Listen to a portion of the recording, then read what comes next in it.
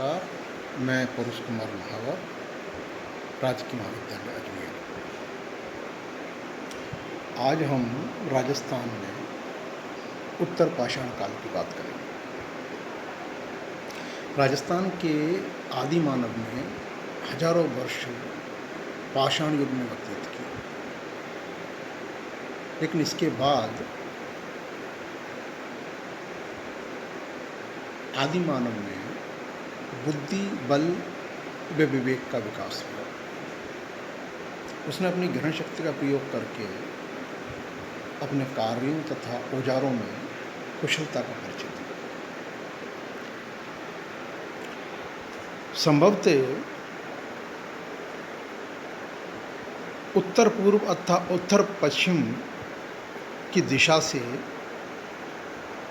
आदि मानव आए। चाहे कुछ भी हो, लेकिन उत्तर पाषाणकालीन मानव ने अपने उत्तराधिकारियों की तुलना में एक विकसित सभ्यता का प्रभाव छोड़ा। निसंदेह इसीलिए उत्तर पाषाणकालीन मानव को राजस्थानी संस्कृति की आधारशिला रखने का श्रेय दिया जाता है। उत्तर पाषाण युगीन संस्कृति के केंद्र राजस्थान में मुख्यतः चित्तौड़गढ़ जिले में वेड़च, गंभीरी नदियों के किनारे, चंबल और बामनी के तट पर, भैंसरोडगढ़, नवाघाट, बनास तट पर, हमीरगढ़, जहाजपुर, देवली, गुलुंड तथा लूनी नदी के तट पर पाली, समदड़ी, शिकारपुर, सोजत, पीपाड़, खींवसर, टोंक जिले में भरनी आदि प्रमुख स्थान थे। इन स्थलों पर उत्तर पाषाणकालीन औजार और बर्तन अत्यधिक मात्रा में प्राप्त हुए। उत्तर पाषाण काल में मानव ने प्राकृतिक आश्रय को छोड़कर स्थायी निवास बनाने प्रारंभ कर दिए थे। साथ ही यह मकान समूह में बनते थे और इस तरह से उत्तर पाषाणकालीन जो मानव है उसके सामाजिक जीवन का प्रारंभ हो चुका था। ये सारी प्रक्रियाएं उसके संगठन और सामूहिक प्रवृत्ति की परिचायक थी। इस युग में औजारों के साथ ही उत्तर पाषाण कालीन मानव ने हथियार बनाना सीखा। अब इन हथियारों को वो अच्छी तरह से तराश करके पॉलिश किए हुए और अन्य धातु से घिसकर नुकीले व सुंदर हथियार और औजार बनाने लगा। पूर्व पाषाणकालीन मानव कच्चा भोजन करता था। उस समय आग की खोज नहीं हुई थी, लेकिन जब पत्थर के आपस में रगड़ से निकलती हुई चिंगारियों को देखा होगा, संभवतः, या पेड़ों की डाल के रगड़ से लगी आग को जंगल में देखा होगा, या इस आग में भुने हुए जानवर के मांस को उसने खा करके देखा होगा, उसे स्वाद अच्छा लगा होगा। और अपने इस अनुभव के आधार पर इस युग के मानव ने भोजन में खेतों से उत्पन्न किया हुआ अन्न शामिल किया। पशुपालन भी इस युग में प्रारंभ हो गया था। इसके अतिरिक्त पेड़ पौधे के रस व ताड़ी भी राजस्थान के उत्तर पाषाणकालीन मानव के पेय पदार्थ थे। इस काल के मानव ने वस्त्र व आभूषण को पहनना प्रारंभ कर दिया था, जबकि पूर्ववर्ती मानव पेड़ों के पत्ते और जानवरों की खाल से अपना तन ढकता था। स्त्री और पुरुष के पहनावे और आभूषण उत्तर पाषाण काल में, खासकर राजस्थान में, काफ़ी मात्रा में मिला है। इस युग में मानव अनेक समुदाय और वर्गों में विभाजित हो गया। चूँकि मानव ने अपना आवास नदियों व झीलों के किनारे बने वन, मैदान, पर्वत और रेगिस्तान में बनाया था, इसलिए वह अलग अलग स्थानों पर रहने लगा और अलग अलग वर्ग बन गए। और जब अलग वर्ग बन गए तो प्रकृति के कारण उसके रहन सहन और रीति रिवाज में भिन्नता आ गई, और यही विविधता आगे चल कर के वर्ग और जाति में बदल गई। वास्तव में उत्तर पाषाण काल में जाति प्रथा की आधारशिला रखी गई।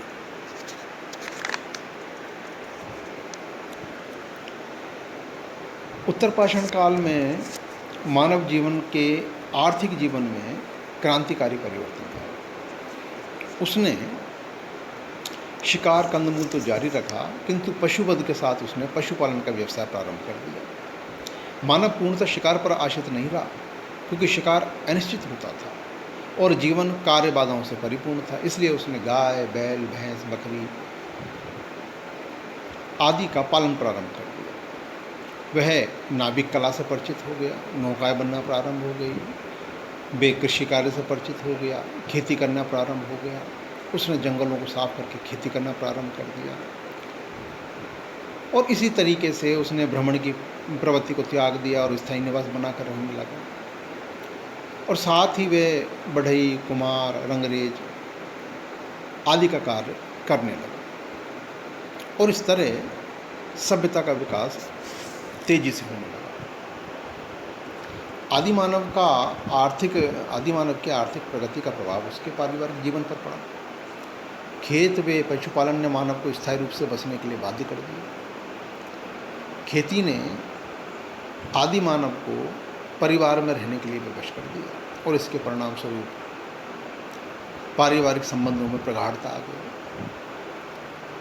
परिवार में स्नेह व प्यार का भाव उत्पन्न हुआ। सर्वाधिक अनुभवी व्यक्ति ही परिवार का मुख्य होता था और सभी परिवारों का मुख्य व्यवसाय पशुपालन था। इस युग के अंदर अगर हम धार्मिक जीवन की बात करें तो हम ये कह सकते हैं कि वह एक अलग तरह की शक्ति का अनुभव करने लगा। अब उस मानव के विचार जीवन मृत्यु के संबंध में अत्यधिक स्थिर हो गए। वह अपने मृतकों के शवों को घड़ों में या पत्थर की कब्रों में गाड़ दिया करते थे। मृतकों की हड्डियां रखने के लिए अस्थि पात्रों का प्रयोग होता था। समाधियाँ बनाई जाती थी और इन समाधियों से ये ज्ञात होता है कि उस समय के लोग जीवन श्रृंखला और पुनर्जन्म में विश्वास करते थे। वह अपने पितरों की पूजा करते थे। संभवतः बलि पूजा भी इसी काल में प्रारंभ हुई। इस युग में मानव ने अनेक क्षेत्रों के विकास के साथ अपने भावों को प्रकट करने के लिए कला के क्षेत्र में प्रगति की और मानव जब विविध जातियों में विभाजित हो गया तो उसकी बोलियां भी भिन्न भिन्न होने लगी। सभ्यता के विस्तार के साथ उसके शब्दकोश भी बढ़ने लगे। राजस्थान में आज भी काफ़ी संख्या में लोग उत्तर पाषाण कालीन प्रोटो ऑस्ट्रालॉयड के वंशज हैं, जिसमें भील, मीणा तथा मेवाड़ और सिरोही की आदम जाति सम्मिलित है। प्रोटो ऑस्ट्रालॉयड लोगों की भाषा मुंडा थी, क्योंकि मुंडा की उपभाषाएं दक्षिण पूर्व एशिया और प्रशांत क्षेत्र से लेकर ऑस्ट्रेलिया तक के लोगों की प्राथमिक भाषा रही है। इस युग में मिट्टी के बर्तन प्रारंभ हो गए थे। शिला और पर्वतों और कंदराओं की दीवारों पर कलाकारी प्रारंभ हो गई थी। आभूषणों पर कलात्मक प्रवृत्ति देखने को मिलने लग गई थी। हालांकि ये चित्र भद्दे और सौंदर्य विहीन थे, फिर भी मानव के कलात्मक विकास के प्रथम सोपान तो है ही। पाषाण काल के अंतिम वर्षों में राजस्थान के मानव ने धातुओं का आविष्कार कर लिया, जिसमें तांबा मुख्य धातु थी। पाषाण युग में मानव ने पत्थरों के चूल्हों का प्रयोग करना प्रारंभ कर दिया। इन्हीं चूल्हों या भट्टी से धातु मिश्रित पत्थरों का प्रयोग किया जाता था। संभवतः धातु मिश्रित पत्थर के चूल्हे में से धातु पिघली हुई दशा में निकल आई। इससे धातुओं के अस्तित्व का ज्ञान मानव को हो गया और इसी धातु से उसने औजार और हथियार बनाए। इन औजारों का प्रयोग करने पर उसने अनुभव किया कि वे पत्थरों की तुलना में अत्यधिक मजबूत थे। अतः इसी से धातुओं का प्रारंभ हो गया।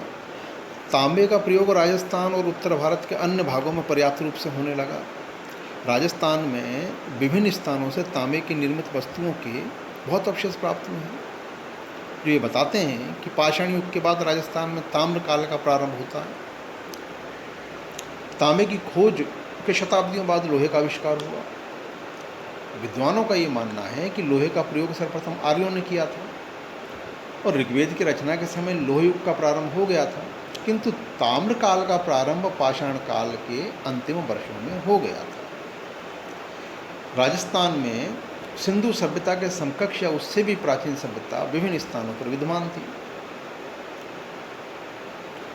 और इस तरह से राजस्थान में कालीबंगा, आहड़, बागोर, रंगमहल, बैराट, गिलुंड, नोह आदि स्थानों पर जो उत्खनन किया और उस उत्खनन से ये सारी की सारी जानकारी हमें प्राप्त हो जाती है।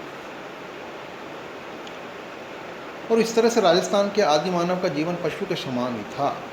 ये पशुओं का शिकार करता था और गुफाओं तथा पेड़ों में रहता था। वर्तमान राजस्थान में उत्तर पाषाण युगीन मानव के प्रतिनिधि निवास करते हैं। वे आज भी बहुत पिछड़े हैं, जिन्हें हम आदिवासी के रूप में जानते हैं। पाषाणकालीन मानव ने धनुष बाण का प्रयोग प्रारंभ कर दिया था, जो लंबे समय तक ये एक हथियार के रूप में प्रयोग किया जाता रहा। यह धनुष बाण पाषाण युग की एक महत्वपूर्ण देन है। नावों का आविष्कार भी इसी युग की देन है। खेती, पशुपालन, वृक्षों का महत्व, धातु का प्रयोग, आग की खोज आदि पाषाण युग का महत्वपूर्ण योगदान है। वनस्पति विज्ञान, जड़ी बूटी की पहचान, ऋतुओं का ज्ञान, शिकार की कलाएं, ये सारी महत्वपूर्ण बातें उत्तर पाषाण काल के मानव की देन है। प्राचीन संस्कृति का चामल शब्द वे जोम शब्द जिससे जीमना निकला, इसे मुंडा भाषा के द्वारा ही प्राप्त हुए। पक्षियों के नाम, वृक्षों के नाम, सब्जियों के नाम इस युग के मानव ने दिए हैं। केला, पान, बैंगन, काशीफल, चूना, रुई के संस्कृत नाम, मोर, हाथी आदि के नाम इस काल की देन है। चाक पर मिट्टी के बर्तन बनाने की कला, धान की खेती, कपास की धुनाई, सूत और ऊन काटने के बुनने की कला भी उत्तर पाषाण युगीन मानव से प्राप्त हुई है। जीवन मृत्यु संबंधी विचार, प्रकृति की पूजा व मृत्यु के बाद का जीवन से संबंधित जो विचार है, ये भी हमें इसी आदि मानव से मिले। प्रोटो ऑस्ट्रालॉयड लोगों को आर्यों ने निषाद के नाम से पुकारा। भीलों और कुछ अन्य आदिवासियों को आज निषाद के नाम से जाना जाता है। तो इस तरह से राजस्थान का उत्तर पाषाण काल अपने विकास में पूर्ण रूप से मानव बनने से पहले विद्यमान था।